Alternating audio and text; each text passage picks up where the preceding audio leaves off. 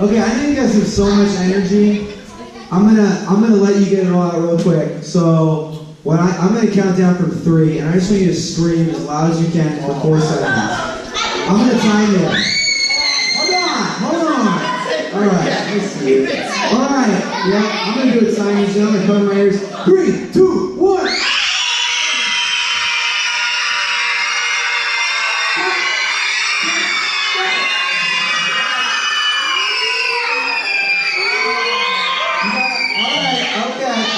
Listen, you just did 8 seconds.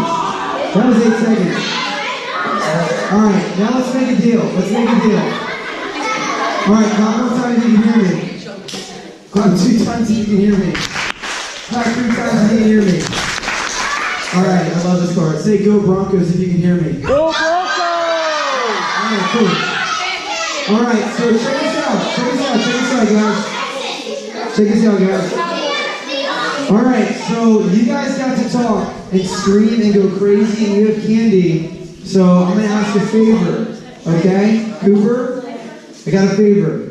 Okay, here we go. That's right, I got your name, bro. Okay, I'm asking for 30 minutes of your time. 30 minutes of your time just to listen. And after that, it's Jess's problem. We're going to join. I'm just kidding. It's not, but singing is not silent. So anyways, how's that sound? Can you guys give me 30 minutes of your time? Sure. Amazing.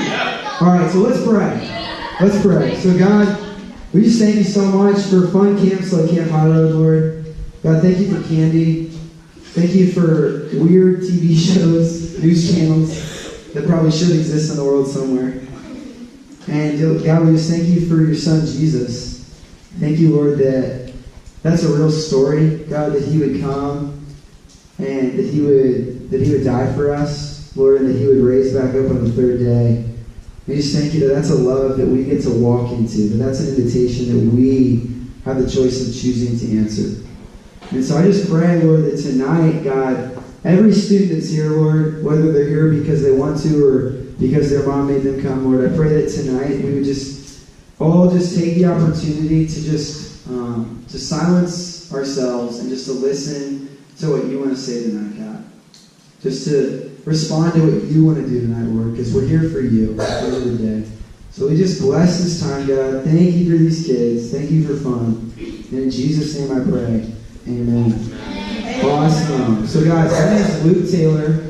My friends call me Lukey T, so you're more than welcome to, because I consider you my friends. That's it. And I just graduated from college, believe it or not. Oh, thank you. Oh, really? Cheer for me again. Go Redskins. I see it. Yeah, I got you.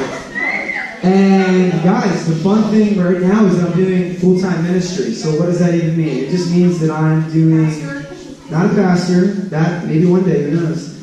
But I'm just getting to work with a lot of college students and getting to share the story of Jesus with them. Because my life was completely changed by that story of the gospel, which is what I'm going to talk about with you a little bit tonight. But before I talk about that, I want to share a story with you really quick, because I was about your guys' age, actually, when this happened. Are there any 12-year-olds out there? Come on. Okay, yep, Joel. I have never seen that 12-year-old with a mustache before, but there it is. Cool, so I was 12 years old when this story took place, and I was at a magical kingdom called Disney World. It's a really fun place. There's a big mouse with big ears. There's a lot of waterfalls. There is a kingdom. There's fireworks. There's just a lot of fun stuff. Well, I was a 12-year-old, so I was like, I'm too cool for this stuff. Like, I'm not, I was 11 last year, and maybe I could, smile and laugh and look at all this and be really amused. But now that I'm 12, I'm almost a teenager, so I got to start, growing up and I need to start, girls don't have cooties anymore and all this stuff. And so I'm like, my parents over here are cramping my style, okay, because I'm just trying to look cool. I'm trying to find the cute girls in the magical kingdom. And, that's just what I'm trying to do. I'm like, Mom and Dad, I love you guys, but you're kind of cramping my style. Like, why is my dad wearing a fanny pack, And my brother and my sister just didn't get it. They just didn't understand that I was just, trying to do my own thing. I was trying to be cool. And so I decided, you know what, I don't need my family for a couple hours. I'm going to go do my own thing. And so I'm sitting there, and I'm like, I'll just wait for them to walk away. And they actually walked away. They kept going to the next ride. And I was like, cool, now I'm alone. Now I can do this. And I start to look around, and I'm like, oh my gosh, where am I? I know I'm in Disney World, but I have no idea where I am. I don't have a map. I'm 12 years old. I have no idea what I'm doing. So I'm like, I'm changing my mind. I'm going to go find my family. And then there's like hundreds of people in front of me. And I'm like, where are my parents?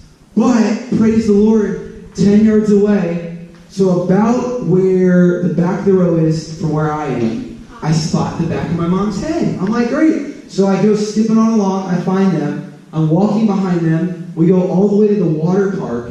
And I'm like, hey, Mom, can you hold my shoes? I'm going to go to the water park. And she doesn't respond. And I'm like, oh, what the heck? So I tug on her purse. And she's kind of like, the heck? She looks, and it's not my mom. I'm like, oh, I've been following for the past 20 minutes. What is going on? And I'm just like, I don't know if you guys are at that moment where you think that you're with your parents and then someone else looks at you and you've never seen that person in your life. But it's really scary, okay? 12-year-old and all, whether you don't want to admit it or not because you're, too tough or whatever, it's a very scary moment. And so this moment, I was panicking. And I realized, man, I really, really wish I didn't make that decision to go without my parents because I actually really need my parents right now because I'm still a kid and I need to be around them. I need to know where I'm going. I need to know what I'm doing. I need someone to hold my shoes so I can get in the water park and have fun like a kid. And so long story short, this lady that I thought was my mom had to help me get to the help center or whatever they call that place. And they had to put on the speakers, Mrs. Taylor, Mr. and Mrs. Taylor, Don and Melody Taylor, that's my parents' name. If you have whatever, that's your name, please report to the help center. And 30 minutes later, my parents, who are so angry with me, because I wasn't thinking straight, are like, what are you doing? And I'm like, I'm sorry. I hugged him, I was crying, honestly, I'm not going to lie. And I was like, I'm so sorry. I shouldn't have done that. I'm never going to leave you guys' side again. I'll hold your hand wherever we go, even Walmart, I don't care. And so that's my Disney World story. So it's not magical as you might think, but it's true. And that's just what it was. And so, excuse me. And so, future recommendation, if you go to a theme park with your family, stay with them, because you're probably not old enough yet to go on your own. That day will come eventually, I promise. But take your time on it. The reason I share that story is because I want to share another story. How's that sound? I got a lot of stories for you guys. Come on, we like story time. The 8-ball said I can tell 3 stories, so I'm going to do that. Yes. So everyone's dabbing. I'm doing the prayer tab, so this is what it is. Like that, and then boom! Because I'm praising the Lord, and I'm dabbing, so I'm prayer tabbing. That's it. That's just a tip for you guys. Take it or leave it. Yeah, he's got it. Okay, so then this story isn't actually a real story, but it's about this kite, okay? You guys know what a kite is? It's kind of like a bird. I'll take it. So there's this kite, and a kite is meant to fly in the air, but it needs wind to fly in the air, and it needs someone controlling it, because there's a string connected to the person that's controlling it. Are you guys still with me? Clap one time you can hear me. Clap 2 times you can hear me. Okay, I have to do this, but I see you guys. Boom. Hey ladies. Oh, Simon's got you now. Sorry. So anyways, guys, there's this kite, right? So there's this kite, right? There's this kite. Right? I'm like a rat. Yeah, thank you. That's my height name. What's your name, bro? My name is Patrick. Patrick. I'll call you Pete Money if that's cool. Tight. So guys, so there's this kite, right? And kites want to fly really high. But the thing is the kite can't do anything without the person holding it. And all of a sudden, like, say this kite starts to get in the air and starts to see the view for the very first time, like a bird. And all of a sudden, it's like, man, I don't really want to be held down. I don't want to be limited anymore. So I have this string connected to me, but I just kind of want to go and do what I want to do. I want to go to those mountains. I want to go to that river. I want to go to that McDonald's. I want to see what's going on all around the world. But I can't because I have this string stuck to me. And so one day, this kite somehow finds a way, and it releases its string. But you know what happens in that moment? All of a sudden, the kite gets the freedom that it wants, and the wind takes it, and it goes so high up that it has no idea where it is anymore. It's really scared. It's a kite that's actually afraid of heights. It just didn't know it yet because it always had something controlling it. And all of a sudden the kite hits the ground and it breaks. And it gets torn open. And it dies. It doesn't die. That's not happening in this story. And so this kite hits the ground, right? And so then the person that was holding it, right, that was holding onto that string so the kite could do what it was supposed to do, so we could see the cool views. All of a sudden the person finds the kite torn up, bent and broken, and he goes to the kite and he grabs it and he fixes it and he tells the kite, listen, like, I want you to get to fly, but the only way that you can fly is if you trust me and if you allow me to hold on to you. Now, why do I share that story? I share that story because, rhetorical question, sorry, but you didn't run out of rhythm. Yeah, tell me why. Tell me why. I do. Yes, it's coming. Thank you. I need reminders. Hold on one second. We'll take all questions afterwards. John, G, and Joel will be leading that discussion. So guys, so the kite knew that it needed to be connected to its master or to the person that owned it. And because it got cut loose and was free, it broke, right? So here's my story, okay? And I think my story probably connects to a lot of your guys's. Because I don't know how many of you guys grew up in the church. I imagine maybe a good number of you grew up in the church. I grew up in the church. So every single Sunday, I sat right where you guys were sitting. Well, maybe not right where you were sitting, but I sat in the church. Is your hand okay? Okay. I sat right in the church, and I heard the same stories every single week. Yeah, Jesus came, Jesus loves me, Jesus died for me. The rainbow that was like a promise to Noah that the Lord would flood the earth again. All these stories. And I started to think to myself, man, like, what's the point of going to church? You know, we go every single Sunday, and I hear really good stories, and it's really, really fun, but like, what's the real reason? And so I went throughout middle school, right? And I was just kind of going through the motions in middle school. I was on the soccer team. Shout out to sports, love sports. And then I went to high school, guys. And when I went to high school, I was after 3 goals. Okay, everyone put number 1 up. This is the first one. Here we go. Everyone put 1 up. Okay. That'll work. So the first goal was to be really popular. Because I thought, okay, if everyone knows who I am, that's a really good thing, because we all want to be known. So then, everyone put number 2 up. Boom. The second goal was, if I can be the best soccer player at the school, then I will succeed. I know you get it, yeah. Some of you guys, a lot of you guys will probably resonate with the story. So then put up number 3. The third thing was, if I can get the perfect girlfriend, then I will be good. I will be set. I'm serious, okay? Let's have real time here. So, being popular, being the best soccer player, and having the girlfriend. Okay, put your hands down. Thank you. And so, guys, those 3 things right there became the things that I was after. They became the things that I desired. Like the kite, right? It desired to be all the way up in the air, seeing all the different views, doing all the same things that it wanted to do. Those are the things I wanted to do, guys. And after a while, I started to get really, really sad.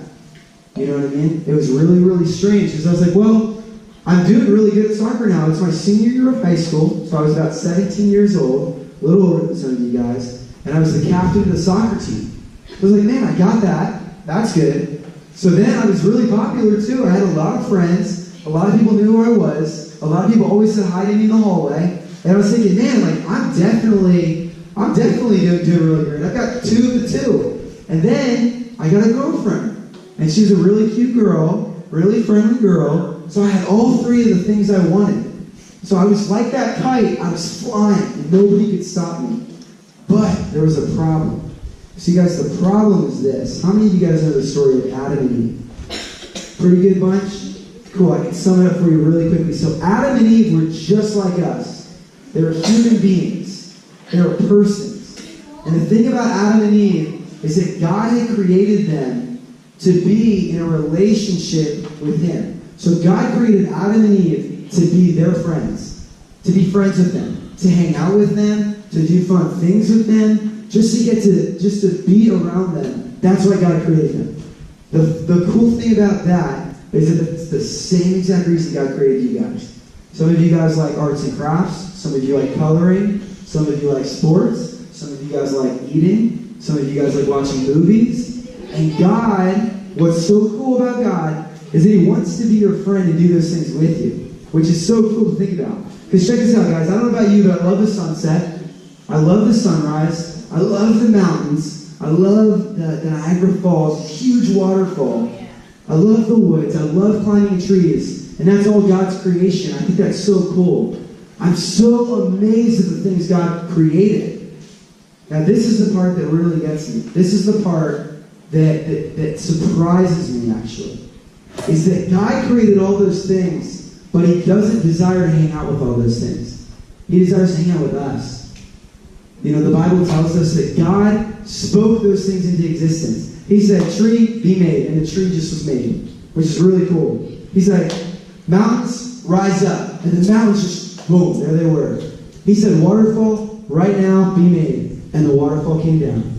So crazy. You know what He did with us? He took our time. He took His time, and He created us in His own image. And He calls us His masterpiece. Okay, check that out. Because I think, I know you guys are, pretty young. You guys are like, teenagers and younger. But check this out. I believe in you guys. Every one of your leaders really believes in you guys. Because you know what they say? I grew up in the church. They said, oh, Luke Taylor, when he's, 9, 10, 11, 12, 13, 8. They said, they were like, well, he won't understand this soon. Like, let's keep just hanging out with him and playing games with him, but he's not ready to understand the story of God. He's just not ready. And that kind of hurt my feelings a little bit, you guys. And so I want you to know that I don't look at you the same way. I look at every single one of you guys, and I think the story that I'm about to share these guys, they're going to understand. They're going to understand, and they're going to respond to it, because that's what the Lord's doing. That's what He's doing in this room. God is with us even right now, which is so cool. So wild. And so I want you guys to know, A, that I believe in you guys. B, that your leaders believe in you. And C, we only have like 15 more minutes to go. And we're doing really, really good. I don't know. So guys, check this out. This is so crazy, right? So God created Adam and Eve to be in a relationship with Him, to be friends with God. That's the only reason He created them. That's the only reason He created you. Now we can do all these things we love. We can eat, we can play sports, we can talk to people, we can watch movies. Those are all really good things, but God just wants to be our friend. And I didn't understand that when I go to church. I'd sit in chairs just like you. I'd listen to things, I'd watch things, and I was like, what's the point of all of this? And so now when I was in high school, and I had the 3 things I thought I wanted. When I was popular, when I was good at soccer, when I had my girlfriend, I thought, well, these are all I want, and now I have them, but I'm not happy. I'm really sad. Why is that? And then I understood it finally. As a senior in high school, so some of you guys are probably smarter than me when I was in high school. Congratulations, because it'll make sense. I didn't understand, and I tried to get those things and put them in my life to think that they were going to make me happy. And those are good things. Being good at sports is not a bad thing. Playing sports is not a bad thing. Having a boyfriend or a girlfriend, that's an okay thing. Now, you guys are younger, so, maybe talk to your parents about it first before I get in trouble. But you know what I mean. And then having a lot of friends, nothing wrong with that. That's actually great. We're all friends here. That's a lot of us. But the reality, guys, is that I was thinking that those things were better than God. And I was thinking that those things could replace God. And that wasn't right, because I, Luke Taylor, was created for God. I wasn't created for sports. I wasn't created for girls. I wasn't created for friends. Those are all really good things, but those were not why I was created. I was created to be a friend to God, and so were you. And so, finally, I had this moment with God. I was really, really, really sad and really angry. And I said, you know what, God? My whole life I've heard about you. My entire life, I heard so many things about you, so many stories about you, but I never took them serious. And so how can I even call myself someone that goes to church on Sundays, but how can I call myself a Christian if I'm not even friends with you? That's what I said to him. Hold on one second. Questions after. Thank you. I love your shirt. And so So guys, so I said that to God. I'm like, you know what, God? I don't just want to go the rest of my life hearing cool things about you. I want to actually be your friend. I want to actually hang out with you. I want to actually talk to you. And you know what, guys? I am standing in front of you today because I am best friends with God.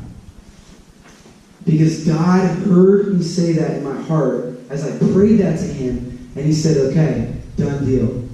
So if you want to get ready for that video in a second. And so what's so crazy about that, guys, is that God wants to be a friend with us, but the reality to that, which is strange, right? Because when Adam and Eve, I really need you guys to pay attention for this part. This is super important. Cooper, there we go. Thanks. So guys, check this out. 10 more minutes, okay? 10 more minutes. Okay, all right. Ignore that for a second. We'll watch it after. We'll look at it after. Okay, guys, so ready? Check this out. So God created Adam and Eve to be friends with him, right? And then Adam and Eve did something they should not have done, which is called sinning. So when they did that, they pretty much shut the door on God. So check this out. I need a quick volunteer. Patrick, come on, let's do this. So guys, check this out really quick. Okay, so watch this. Patrick, I want you to grab my wrist like that, and then I'm going to grab yours. So see how Patrick and I are holding on to each other really firm right now? Okay, check this out. So I'm going to be God in this demonstration. I'm not actually him. You guys watching? And then Patrick is going to be Patrick, or Adam and Eve. He's going to be a human being. Now Patrick, I want you to let go of my hands right now. Check that out. So Patrick let go, but I didn't let go. Okay, thanks, Patrick. So check that out. Yeah, we can clap for him real quick. Go for it. Okay, so just like I was holding on to Patrick, and Patrick was holding on to me. Hold on, don't look at the screen yet. In the same way, God was holding on to Adam and Eve like a friend, and they were holding on to him. God's holding on to you guys. The question is, are you holding on to him? That's what I want you to be thinking about that. Because when Adam and Eve sinned and turned their back on God, they let go of him. And so there was a disconnection all of a sudden. There was a bridge, and then it broke. And if a bridge isn't there, a car can't get past the street. Does that make sense? Real easy. And so what had to be done is that God had to give everything in order to allow us to have that bridge fixed again. So we got a car. You got to get this with me. I'm in a car, right? We saw the cops and robbers going on earlier. And all of a sudden, I can't even get over here because the bridge doesn't exist anymore. And my life goal, all I want to do with my whole life is I want to get to that side. That's all I want to do. But I can't because there's not a bridge. So what God did is that when we, as human beings, trying to be friends to God, when we couldn't do it, he sent his son, Jesus Christ. Real story, guys. God was sitting in heaven. Everything was perfect up there. And he was looking at the world. He was looking at us. Your struggles, the things that hurt. Maybe that's friendships. Maybe that's family hurts. Whatever you're going through, he was looking at that and was like, I can't take this anymore because I care too much about them. So I'm going to give them my son, Jesus Christ. And I want to show you guys this clip really quick. So guys, I'm going to tell you about it really quick. Sorry if the cue was bad there. Anyways, there's this story about this guy in this movie. His name is Michael. And so Michael has this magical remote. And with the remote, he can skip through time. He can fast forward it. He can pause it. He can mute it. So when you guys are all going super crazy and being super loud, I can push mute and I wouldn't hear you. That's how the movie worked. And so Michael's at the very end of the movie. And he has totally hurt his family. He lied to his family. And so they're walking away. They forgave him. And so you'll see him in a hospital bed. Everything that he thought he wanted, he got. And he's so sad, just like I was in high school. And so you'll see in this clip, his family's leaving. They're making the same mistake that he made, thinking that he just wanted to skip through life. And so that's where we pick up in the scene. They're about to see.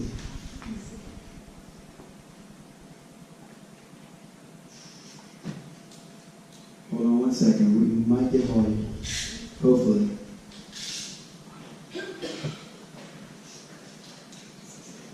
Okay. So in the meantime, hold on one second. So we're just going to sum up what's happening really quick. So, we're talking about, someone remind me what we're talking about with the bridge. Okay, yes. Like, if you let go of God, He's not going to let go of us. But Amen. We what? bridge. Yes. That's perfect, man. So yeah, so we want to connect to God again, right? But in order to do that, there had to be a way. We needed a bridge in order to get to the other side, to hang out with God. And so that's what we're about to see.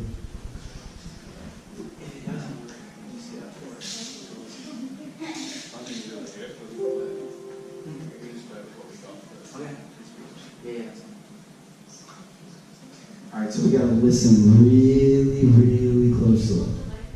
Yeah, put the mic up. Oh, a couple of geniuses. Actually, I don't think that works. I think it was just. Well, we're gonna find out.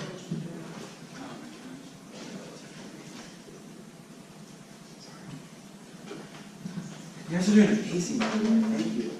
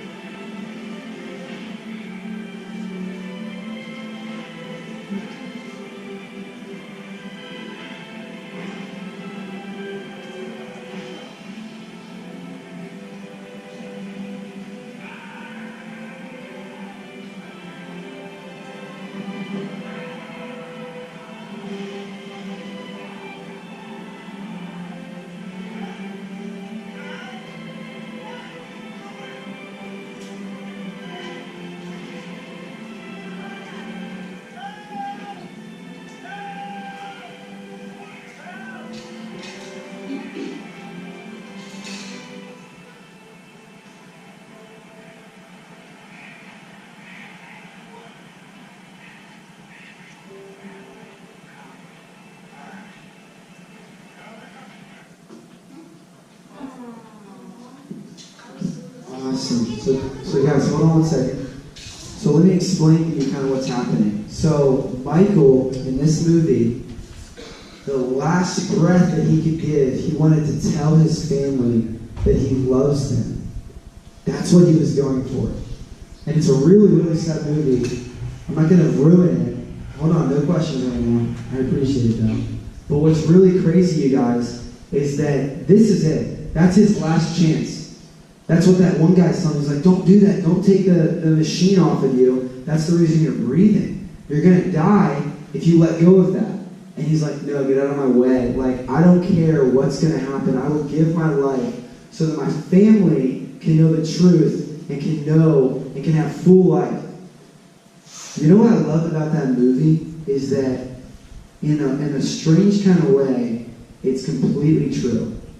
Because some odd 2,000 years ago, you guys, the same thing happened. And it connects to every single one of you. See, guys, the reality is that there is only life in Jesus Christ. The Bible tells us that only by Jesus we can be saved. Only by His grace. And it's nothing that we can do. We can't be a good person. We can't do this or do that. It doesn't take action. It's only by the grace of God through His Son Jesus Christ that we can be saved. That we can be brought into life. And so I had to realize that when I was in high school. I thought, man, if I do these things, I can have it made. I can be happy and whole and complete. And there will be nothing I need. But I was so wrong because just like Adam and Eve, I needed to be a friend with God. And what's so sweet, you guys, is that when Jesus hung on the cross for you guys, he died. You know, it actually happened. He actually hung on a cross. He actually died. And he said, I will do it for them. Every single one of you. He did it for you. Which is so cool to think about. Jesus Christ loves you that much that he gave his life. In the same way that we saw in this movie, and it probably touched our hearts, but that actually happened. That movie is made up. That movie is acted out. But that movie relates to something that actually happened, that somebody actually did take your place and die so that you could be welcomed into new life, into freedom, into happiness. And so what's so cool, guys, is on the third day after Jesus died, there's these two ladies, and they're going to his tomb to freshen it up, to check on it, to take care of him. Because even though Jesus was dead, they loved Jesus so much they wanted to honor his burial. And they go to this tomb, and all of a sudden there's this dude wearing all white, looking real fresh, and he says, relax, guys, don't worry. Jesus is gone. He's been resurrected. And guys, that is the best news you will ever hear in your entire life. Now, I'm a Denver Bronco fan. They just won the Super Bowl. That was a really good feeling. It doesn't even compare to the fact that Jesus rose on the third day. And so I want to end with a question to you guys. I want to challenge each and every one of you guys. Because I don't look at you guys like a bunch of little kids. I look at you guys as a group of individuals that have listened to an entire message beautifully, and that I look at a bunch of kids that Jesus knew about every single one of you. He knows your favorite color. He knows how many hairs on your head. He knows everything about you, and he loves those things about you. And he said, you know what? I have an invitation for you. If you want to be my friend and give your life to me, I have an invitation for you, and it's the fullness. It's the greatest thing. It's full life. It's completeness. It's why you guys were made. And so we're going to transition in just a second into worship. And I want to challenge you with this. I want to challenge you guys. I have two questions for you. Are you already a friend to Jesus? That's my first question. And if you aren't and want to be, I want to encourage you to talk to your leaders. I want to talk to your counselors. Talk to me. You can talk to anybody you want to about that. Because we'd love to talk to you guys more about that. That's why we're here this weekend. And the second question is, if you already are a friend to Jesus, what does that friendship look like? How do you spend time with Jesus? Do you color? Do you listen to worship music? Do you go to church on Sundays? So it's just some good things to think about. And that's another question I really want to encourage you to talk to your leaders about.